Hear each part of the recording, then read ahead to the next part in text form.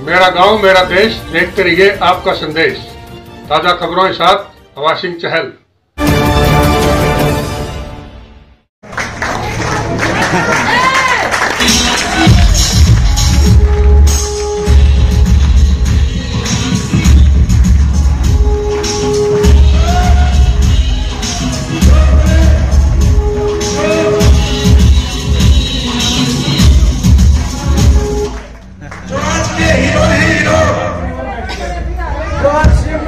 जितने लीडर है उनका सपना होता है टेक्निकल बनना।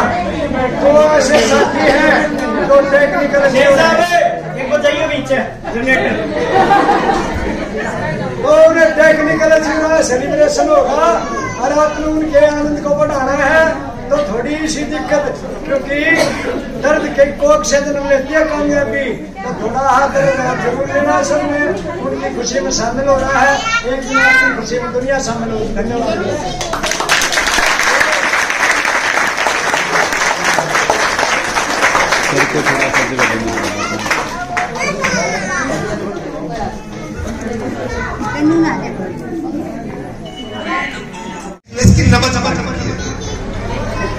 नाड़ियां वैध है बिजनेस की। सही मायने में जब हमने बिजनेस की शुरुआत की तो महिलाएं दिखती नहीं थी, और आज वो स्थिति है हॉल के अंदर ही देख ले मर्द कितने और महिलाएं कितनी है। इस हॉल के अंदर ही देख अंदाजा लगा, क्योंकि औरत जो होती है वो दोस्तों जन्म होती है।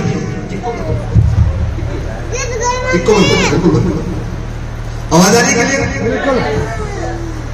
और जो क्यों जननी होती है, माँ होती है, और जितना बड़ा काम माँ कर सकती है ना इस दुनिया में, इतना बड़ा काम कोई और कर ही नहीं सकता। बिल्कुल बिल्कुल, कोई नहीं कर सकता, सिर्फ माँ कर सकती है। और दोस्तों एक फर्क है, जहां पे मर्द की सोच खत्म होती है ना, वहां से औरत की सोच शुरू होती है। हमेशा ध्यान रखना, कभी भी देखो। मैं आपको आरशिप समझाने नहीं आया, ना मैं आरशिप करवाने आया। मैं अक्सर कहा करता हूं, जिसके घर तक के चूहे खुश हो वो आरशिप को ज्वाइन करना, और जिसके घर के चूहे भी नाराज हो उसको आरशिप करने की जरूरत नहीं है। वेरी गुड, गजब सर। अच्छा, इतना मान सम्मान जो मिला आप लोगों को, मुझे मिला, और कहीं मिल सकता है क्या? तो बताओ, अगर 2000 रुपए का सामान खा के इतना मान सम्मान मिल जाए, इतनी पूछ हो जाए समाज के अंदर, लोग इतने जानने वाले मिल जाए, लोग आपके लिए खड़े होकर ताली बजाने वाले मिल जाए, आपको सुनने के लिए ललायत रहे, तो ईमानदार से बताओ आरशिप करना चाहिए नहीं करना चाहिए? और जिसकी फिर भी समझ में नहीं आवे सब कुछ देखने के बावजूद, तो समझ लो उसका यहां से पेज ढिल है कोई ना कोई। या तो फिर वो आगरा या सांगरा, हरियाणा में कोई तीसरा सेंटर तो मुझे पता नहीं है, वहां जाकर एडमिट करवाना चाहिए उसको कि यार 2000 रुपए का सामान खा के अगर इतने मान सम्मान, इतनी इज्जत मिल सकती है, तो दोस्त मेरे ख्याल से इससे बढ़िया सामान को दुनिया का और कोई हो नहीं सकता। अच्छा, सामान का यूज कौन करता है, मर्द या लेडीज? अच्छा, ईमानदार से बताओ, मर्द तो सही बहुत पूछो ना, तो बेचारे तो बैल है, सिर्फ कमा कर लाने देने वाला होता है। आज तक किसी भी मर्द ने किसी भी अपनी बहन जी से, अपनी माँ से, अपनी पत्नी से नहीं पूछा होगा आप कौन सी कंपनी की चाय पिला रही हो? पूछा? कभी ये पूछा कौन सी कंपनी का वॉशिंग पाउडर लाके आप हमारे कपड़े कौन से वॉशिंग पाउडर से धो रहे हो? पूछा? कौन से मिर्च मसाले लाकर आप हमें सब्जी में डाल के दे रहे हो? पूछा? कौन सा खाने का तेल आप हमें खिला रहे हो? कभी पूछा? तो ये बिजनेस है किसका? तो फिर हमारे पर अत्याचार क्यों कर रहे हो? इस सही मायने में हमारा बिजनेस है ही नहीं, हम तो इसको यहां तक खींच लाए आप तक। और ईमानदार से पूछो, मैं तो हमेशा महिलाओं के बारे में कहता हूं, मर्द अपने बच्चे के लिए स्कूल के लिए समझौता कर लेता, चलो काम चलाओ मैं पढ़ा लो। अगर औरत की पार बसा जाए, औरत की जो सोच होती है ना, जब अपने बच्चे के स्कूल की बारी आती है तो वो ये सोचती है कि इस शहर का सबसे शानदार स्कूल कौन सा है, मेरा बच्चा उसके अंदर पढ़े। यस और नो? मजबूरी में चाहे उसको मिड डे मील वाले स्कूल में पढ़वाना पड़ जाए, पर उसकी इच्छा बिल्कुल नहीं हो सकती। अपने पति पति के बारे में वो यही सोचती है, अपनी माँ बाप के बारे में, अपने भाइयों के बारे में, अपने बहन के बारे में, अपने सास ससुर सबके बारे में वो यही सोचती है। वो कभी समझौता नहीं करना चाहती। और दोस्त, जितना बड़ा, मैं कहता हूं जितना बड़ा औरत सोच सकती है ना, मर्द वहां तक कभी पहुंच ही नहीं सकता। ये बिजनेस और ये टीम सुरक्षित हाथों में, क्योंकि ये आपके हाथों में है। दुनिया की कोई ताकत सर की टीम को हरा नहीं सकती, ना कभी बीट कर सकती। ये हमेशा आगे है और आगे ही रहेंगे, हमेशा आगे। और सही मायने में अगर कुछ देखा जाए, औरत को मिलता क्या है? कहने को तो सब कुछ कहते, सब कुछ आपका कहते नहीं कहते? जब ससुराल में आती है तो क्या कहते हैं? सब कुछ आपका ही तो है, सब तेरा ही तो है।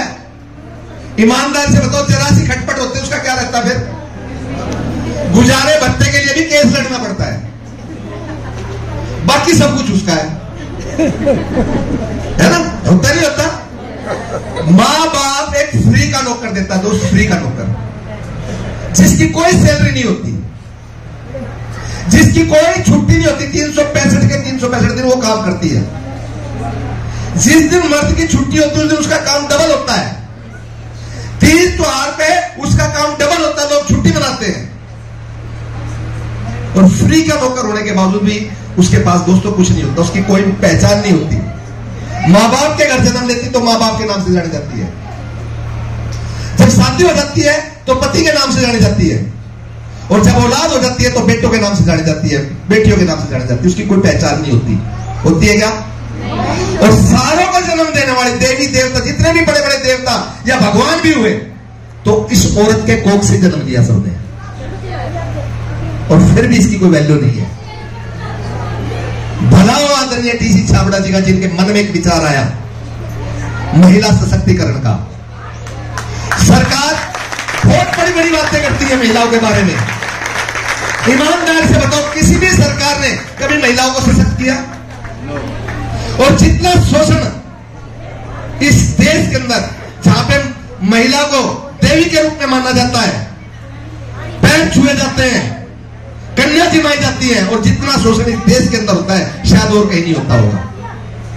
पर दोस्त, कभी भी किसी साधु संत महात्मा के, किसी के भी डेरे में लोग, बहुत से लोग जुड़े हुए संतों के डेरों से, आप जाके देखना, जिस भी धर्म से, जिस भी पद से आप जुड़े हुए होंगे, बहुत से लोग बताएंगे यहाँ पे भी जुड़े हुए। महिलाओं की व्यवस्था बैठने की अलग होती है और जेंट्सों की व्यवस्था हमेशा अलग होती है। होती है नहीं होती? अलग अलग। जहां पे सिर्फ और सिर्फ भगवान का नाम के सिवा दूसरा कोई नाम नहीं होता, वहां पे भी व्यवस्था अलग अलग है। पर आज से आज आप सब बैठे हो, क्या मां बहन बेटियां अलग अलग बैठी हैं? यहाँ पे वो लेडीज शायद अपने घर में सुरक्षित नहीं है, पर वो आरसीएम के मीटिंग, सेमिनार और हॉल में सुरक्षित अपने आप को समझती है, जितना अपने घर में सुरक्षित नहीं समझती है। ये ताकत है इस बिजनेस की, ये मानता है इस बिजनेस की, कि कभी भी आज तक आपने ये नहीं सुना होगा कि आरसीएम में कोई गलत किसी ने वो कर दिया। बाकी संतों के डेरों में खूब और आप सुनते, बताने की जरूरत नहीं, कहने की जरूरत नहीं है। दूसरा, अगर आप समझ सको, साधुओं को समझ में आ गया कि नेटवर्क बनाना चाहिए, वो नेटवर्क बना रहे हैं। लोग ट्रैक्टर ट्रेली भर भर के जाते हैं, पूरा का पूरा ग्राउंड भर जाते हैं। उनकी समझ में आ गया कि नेटवर्क बनाना चाहिए। अगर उन्हें पता है अगर हमें अपनी पूछ करवानी दुनिया के अंदर, तो हमारे पीछे भक्तों का नेटवर्क होना चाहिए। एक आम साधु की समझ में आ गया कि बिना नेटवर्क के मेरी कोई वैल्यू नहीं है, पर एक आम आदमी को समझ में नहीं आता कि बिना नेटवर्क के उसकी और उसके वजूद की कोई वैल्यू नहीं है। ये समझने की बात है। जो साधु है कहता मुझे कुछ चाहिए ही नहीं, उसको नेटवर्क की जरूरत है। और जो हमें तो बहुत कुछ चाहिए, पर हमें नेटवर्क की जरूरत नहीं है। नेटवर्क बनाना चाहिए नहीं बनाना चाहिए? बिल्कुल बनाओगे आप, नो डाउट। अच्छा, नए साथी कितने जो आज पहली बार इस प्रकार की मीटिंग या सेमिनार में? नए साथी, अरे वाह, very good, great sir, great. देखिए, आज का चीफ गेस्ट ना मैं हूं ना सर है, ये हमारा काम, हम बार बार आएंगे। चीफ गेस्ट वो होता है जो पहली बार आए, और मुझे पता है रोहतक सुनारिया वालों की तालियां उनके लिए कैसी होनी चाहिए, मुझे बताने की जरूरत है। नए साथी जो आज के हमारे चीफ गेस्ट होंगे, जबरदस्त।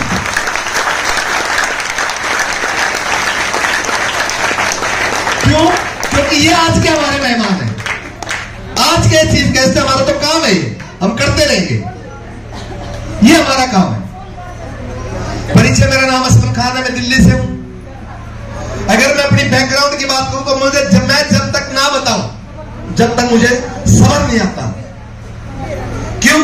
इंसान को कभी भी अपनी बैकग्राउंड कभी नहीं भूलनी चाहिए दोस्त।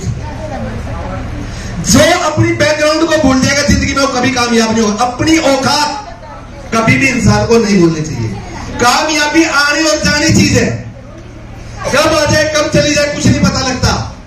पैसा कब आ जाए कब चला जाए कुछ नहीं पता लगता।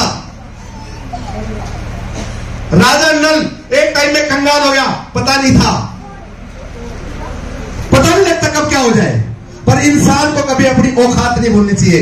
जो इंसान कभी अपनी औकात को नहीं भूलेगा, अपने बैकग्राउंड को नहीं भूलेगा, जिंदगी में वो कभी भी नाकामयाब नहीं हो सकता। क्यों? कोई भी वो गलत काम नहीं कर सकता क्योंकि उसको अपनी औकात याद होगी। तो मैं हमेशा अपनी औकात याद रखता हूं दोस्त। मेरे पिताजी तांगा चलाते थे, मुझे बड़ा फक्र है इस बात को कहते हुए कि मेरे पिताजी तांगा चलाते थे। हमेशा मैं अपनी मीटिंग की शुरुआत इसी एक शब्द से करता हूं, मेरे पिताजी तांगा चलाते। मुझे गर्व है इस बात का, क्योंकि सफलता का जब भी जन्म होता है किसी ना किसी दर्द और भूख की कोख से हमेशा सफलता का जन्म होता है दोस्त। क्योंकि गुड लाइफ बेटर लाइफ की दुश्मन होती है। ठीक ठाक जिंदगी कभी इंसान को तरक्की नहीं करने देती। ठीक ठाक जिंदगी, और लोग ठीक ठाक जिंदगी में अपने आप को बहुत कुछ समझते हैं। जिनके पास ठीक ठाक मकान बन जाए, उस शहर की सबसे शानदार कोठी नहीं, ठीक ठाक मकान बन जाए, ठीक ठाक कार आ जाए, 1 करोड़ वाली नहीं होती उनके पास, 10-5 हजार वाली, 10-20 लाख वाली। ठीक ठाक उस शहर के सबसे टॉप के स्कूल में नहीं, ठीक ठाक स्कूल में उनके बच्चे पढ़ने लग जाए तो वे समझते कि हमारे से आगे कोई टीरी खा है ही नहीं। वो गुड लाइफ है और वो बेटर लाइफ की दुश्मन है दोस्त। और अपने पास तो गुड लाइफ भी नहीं थी, इसीलिए शायद आज इसके बहुत से लोग इसीलिए इस कंसेप्ट में नहीं आ पाते क्योंकि उनकी ठीक ठाक लाइफ जी रही है, घर का ठीक ठाक गुजारा है, 2, 4, 5, 10 किले खेती है। और मेरी बात का बुरा मत मानना, अगर इस हरियाणा की तरक्की में सबसे बड़ी अगर कोई बाधा है वो तुम्हारी जमीन है दोस्त। ये तुम्हें कहीं का नहीं छोड़ती। जैसे ही लाई का वक्त आता है, चाहे घर में 90 साल का बुढ़ा हो, चाहे 4, 10, 6, 7, 8 साल का बच्चा हो, चाहे उसको रोटी पहुंचानी हो, चाहे पानी पहुंचाना हो, चाहे खेत में चक्कर मार के आना हो, पर उस 15 दिन में वो पूरा का पूरा उसके अंदर वो पूरा प्रोग्राम लगा रहता है, नहीं लगा रहता। कारण क्या है कि खाने के दाने हो जाते हैं। और जिसके खाने के दाने हो गए ना, वो कहावत है कि जब घर में हो दाने तो अम्मा क्यों जाए बुढ़ाने। जिसके घर में खाने के दाने हो गए ना, उसने जिंदगी में कभी तरक्की नहीं करी। इंडिया के 100 टॉप लोगों के नाम गिना दो, गिन लो। अगर एक भी हरियाणा से, पंजाब से अमीर हो तो हिंदुस्तान के पहले 100 आदमियों की लिस्ट निकाल लो, वो उस क्षेत्र से जहां पे जमीन नाम की चीज, जमीन तो इतनी है पर फसल नहीं होती वहां पे। राजस्थान, गुजरात, सबसे ज्यादा अमीर राजस्थानी और गुजराती है। कारण क्या कि वहां पे जमीन तो है पर पैदावार नहीं होती। वो तुरंत अपने उसको छोड़ के कहीं ना कहीं बाहर निकल लेते हैं। कहते ना, कामयाब होने के लिए, कर्म भूमि बनाने के लिए जन्मभूमि को छोड़ना पड़ता है दोस्त। जिसने अपनी जन्मभूमि नहीं छोड़ी उसकी कर्म भूमि नहीं बनी। और देख लो तुम्हारे गांव से जितने लोग निकल के अगर दूसरे शहरों में जाके चले गए या कहीं और चले गए, उन्होंने तरक्की करी होगी, पीछे नहीं होंगे वो कभी भी। और जो आदमी जहां है और वहीं रहता है पूरी जिंदगी, वो सिर्फ दाल रोटी खाता, तरक्की नहीं करता कभी भी। ध्यान रख लेना आप इस रोहतक के आसपास के पता नहीं कितने दिनों से हैं, पर रोहतक की मार्केट में जाके देख लो, रोहतक की मार्केट में जो कब्जा है वो बाहर से आए हुए आदमियों का है। यहाँ के जितने भी आदमी हैं उन दुकानदारों की सेल बढ़ाते हैं, पर उनका अपना कोई काम वहां पे नहीं मिला क्योंकि वो सारे बाहर से आए हुए हैं। यस और नो? अगर आपको भी, पहला मैसेज क्या है, अगर आपको भी इस बिजनेस में डायमंड बनना है तो हरियाणा छोड़ के पूरे हिंदुस्तान का सफर करना पड़ेगा, जब आप डायमंड बन सकते हो। नहीं तो रॉयल्टी टेक्निकल हरियाणा दिलवा सकता है, पर डायमंड की भी हरियाणा से मिलेगी। ध्यान रखिएगा। आपके सामने उदाहरण आदरणीय सुरेंद्र जी बक्स, राकेश शर्मा जी, रवि ओपी शर्मा जी, जिनका पूरे हिंदुस्तान में बिजनेस है, मुकेश कोठारी जी, जिनका पूरे हिंदुस्तान में बिजनेस है। जब उनके पास बड़ी पिन है अगर इस बिजनेस में कामयाब होना है तो कम से कम हफ्ते में एक रात अपने घर से बाहर लगाने शुरू कर दो। अगर कामयाब होना है तो। नहीं होना, मजदूर हर रोज अपने घर की तरफ आता है दोस्त, पक्षी हर रोज अपने घोंसले की तरफ आता है, तो उनकी जिंदगी में कोई बड़ा बदलाव नहीं आता। और फैक्ट्रियों के मालिक फैक्ट्री से काम नहीं करने के बाद अपने घर रात के 11 बजे के बाद जितनी भी बड़ी बड़ी गाड़ियां जाती हैं सब बड़े बड़े फैक्ट्रियों के मालिकों की होती है दोस्त। और मजदूर आदमी शाम को 6 बजे उठते ही अपने घर की तरफ आता है। अब आप ये देखो कि आपकी आदत क्या है।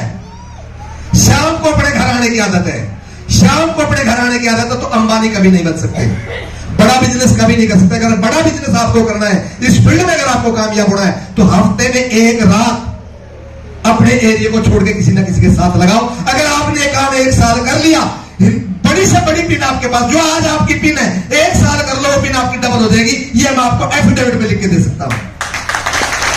बस समस्या क्या है, शाम को घर आने की आदत है, शाम को रोज घर आने की आदत है, शाम को रोज घर आने की आदत। वो टाइम गया दोस्त। आज ये हिंदुस्तान की कमान, अभी आपने देखा भारत पाकिस्तान का युद्ध हुआ, ब्रीफिंग करने वाली कौन थी? 2 महिलाएं। आज अबला नहीं है, पर इन महिलाओं को अबला बना दिया। ये माहौल की देन है। बेटी जो मुझे बस वो कहावत है हिंदुस्तान के अंदर, बचपन से एक ही बात सिखाई गई, तू अबला है, तू अबला है, तू अबला है, तू अबला है। घर से डोली में जाइयो और ससुर के घर से अर्थी में आइयो, ये सिखाया गया। दूसरी क्या चीज सिखाई गई? भला है, बुरा है, काना है, खोतरा है, लंगड़ा है, लुल्ला है, काला है, धोला है, जैसा भी है, शराब भी है, कबाब भी है, तेरा पति तेरा। देखिए बैठे देवता कितने, देख मेरे देवता थे बिना जोश की ताली बजा।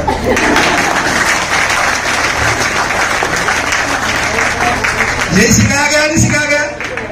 जैसा भी है वो तेरा देवता है। और उस देवता में इतना दम नहीं है वो एक भी इच्छा पूरी कर दे।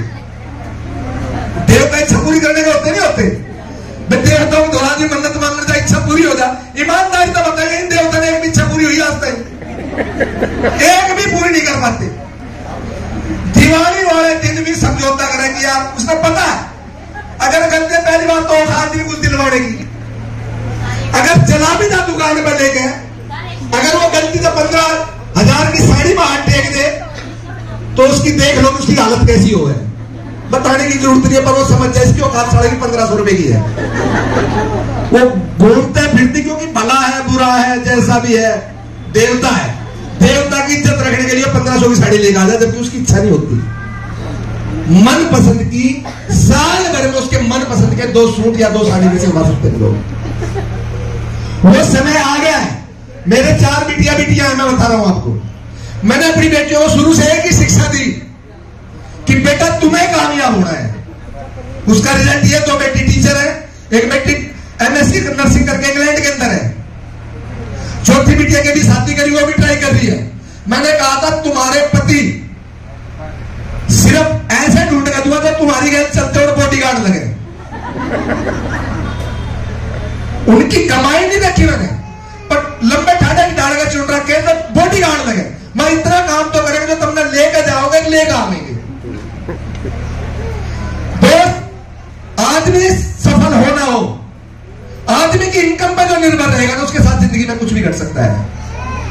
बुरा वक्त कब आ जाए पता नहीं लगता दोस्त। मेरा यह मानना कि औरत का आत्मनिर्भर होना बहुत जरूरी है, और आप उस कंसेप्ट में हो जहां पे आप नहीं, आपकी आने वाली कई नस्लें आत्मनिर्भर होंगी, कई नस्लें आत्मनिर्भर होंगी।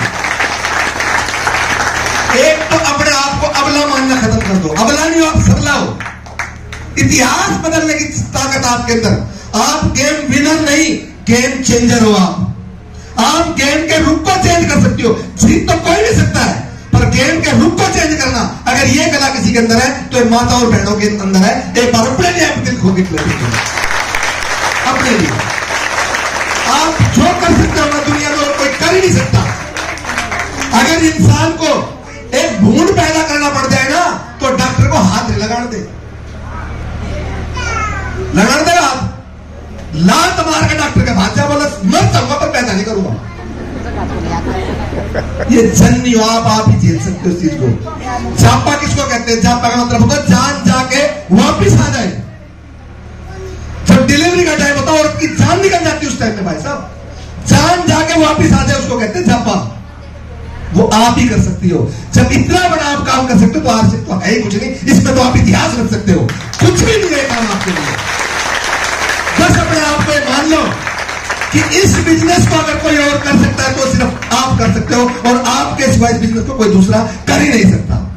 आप ही बने उसके लिए, और ये बिजनेस भी आपके लिए बना है, क्योंकि इसके सारे प्रोडक्ट वो सिर्फ आप ही यूज करते हो। इसकी सारी क्वालिटी आप ही बता सकते हो। हम इसकी क्वालिटी को नहीं बता सकते जो क्वालिटी आप बता सकते हो। पर इसका पहला कामयाबी का पहला फार्मूला है, उसमें आप कितने खरे उतरते हो नहीं उतरते हो भी चेक हो जाएगा। इस बिजनेस में अगर किसी को भी कामयाब होना तो पहला फार्मूला है 100% प्रोडक्ट यूज। 100% का मतलब है मेरे जूते भी, मेरी जुराब भी, मेरी पैंट भी, मेरा अंडरगारमेंट्स भी, मेरा कोट भी, मेरा शर्ट भी, मेरा बनियान भी, मेरी बेल्ट भी, मेरा पर्स भी, पूरा का पूरा आरसीएम। अब आप अपने आप को चेक करो कि आप पूरे हो। कितनी महिलाएं पूरी हैं? यहां पे क्या हो रहा है? सूट किसी और का, और चेक चाहिए आरसीएम का। घर में प्रोडक्ट किसी और के, चेक चाहिए आरसीएम का। आ जाएगा क्या? आप वही काम तो कर रहे हो। है कितनी? जबकि बिजनेस में बहुत है। ऐसा नहीं है कि आरसीएम के अंदर साड़ी नहीं है, ऐसा नहीं है कि आरसीएम के अंदर सूट नहीं है, सब कुछ है आरसीएम के अंदर, पर वो पसंद नहीं छूट रही है अभी। जब ये बिजनेस हमने शुरू करा, मेरी मैडम का नाम हसीना, वो वाकई में हसीना है, रियल में बहुत सुंदर है। मैं तो अब तो मैं बहुत अच्छा लगता हूं उसके सामने खड़ा हूं, क्योंकि आरसीएम ने सुधार दिया मुझे। हकीकत बता रहा हूं। अपनी पीढ़ी में कोट पैंट, अपनी पीढ़ी की बात कर रहा हूं, पता नहीं मैं कौन सी पीढ़ी में हूं। अपनी पीढ़ी में कोट पैंट पहनने वाला मात्र एक शख्स हूं मैं, मात्र एक शख्स। लेकिन मेरी पीढ़ी में किसी ने अपनी शादी में भी कोट नहीं डाला। और दोस्त आरसीएम की ताकत है, बहुत से लोग कोट सिलवा लेते हैं, शादी में अक्सर कोट सिलवा लेते हैं, लहंगा चुन्नी ले लेते हैं। एक रात के सिवाय दोबारा ये पैंट सोचना पड़ता है कि इस कोट को पहन के जाएगा। आरसीएम का लीडर ये सोचता है इस कोट को उतार के जाएगा। वो कोट के बगैर नहीं जा सकता और वो कोट पहन के नहीं जा सकता। कितना फर्क है। एक मेरे दोस्त थे परवीन कुमार, मैं जब ऑटो चलाता था, बताऊंगा उस स्टोरी, ऑटो चलाता तो मेरी दाढ़ी बनी और होती थी, बाल खींचे और होते थे, ग्रीस में कपड़े होते थे। जब आरसीएम शुरू करा तो सब कुछ बदल गया। जब मैं उसके पास जाता था, मेरी मदर से ज्यादा उन्होंने प्यार किया, वो इस दुनिया में नहीं है, पर मेरी मदर से कम नहीं, मेरी मदर से हमेशा ज्यादा उन्होंने मेरे साथ दिया। वो एक ही बात कहती थी कि बेटा असलम, मुझे ये तो नहीं पता आरसीएम क्या देता पर क्या नहीं देता, पर आरसीएम ने तुझे इंसान जरूर बना दिया। इंसान बनाता है यार। आज आपको किसी भी एंगल से लगता है कि मेरे पिताजी तांगा चलाते होंगे, किसी भी एंगल से लगता है कि मैंने गली गलियों में सब्जियां बेची होंगी, किसी भी एंगल से लगता है कि मैंने 10 साल ऑटो चलाया होगा, किसी भी एंगल से लगता है मैंने कभी किसी के घर में बर्तन भी बांधे होंगे, किसी भी एंगल से लगता है कि मैंने कभी खेतों में काम भी किया होगा, किसी भी एंगल से लगता है कि मैंने टेंट हाउस में, जिम पे आप ऊपर बैठे कुर्सी के ऊपर ये भी बिछाई होगी, लगता है किसी एंगल से। पूरा का पूरा पर्सनैलिटी डेवलपमेंट अगर कोई कर सकता है तो दोस्त इस दुनिया में एकमात्र कंसेप्ट है, और उस कंसेप्ट का नाम है आरसीएम। आरसीएम, आरसीएम, सिर्फ एक ही कंसेप्ट है।